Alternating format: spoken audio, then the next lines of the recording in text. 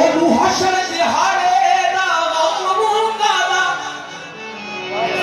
जेनू यार मनोण दा ढंग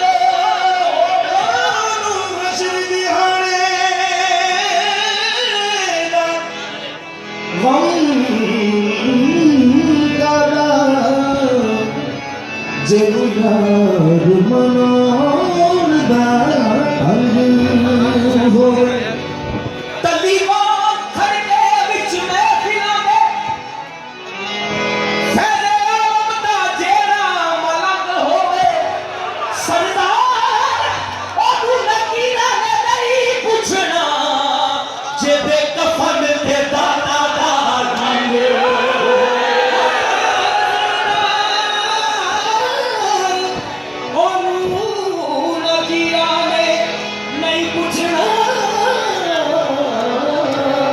जेदे कफन ते दादा बड़ा फायदेमंद है मशवरा मन मेरा बड़ा फायदेमंद मशवरा मन मेरा मेरी गल उत्ते करके गौर आजा बड़ा फायदेमंद मशवरा मन मेरा मेरी गल उत्ते करके गौर आजा दाता पीर दा लगया उर्स यारा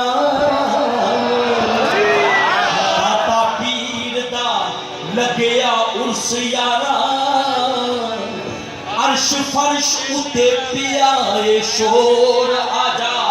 आशिक दाता दे पाक दरबार उते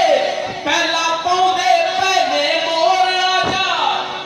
वक्त जाग बैठ गए जमील तेरे सारे कम छड़ के तू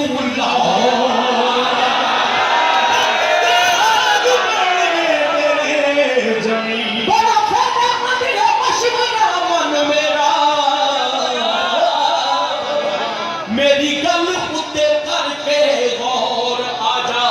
दाता पीर दा लगया उर्स यारा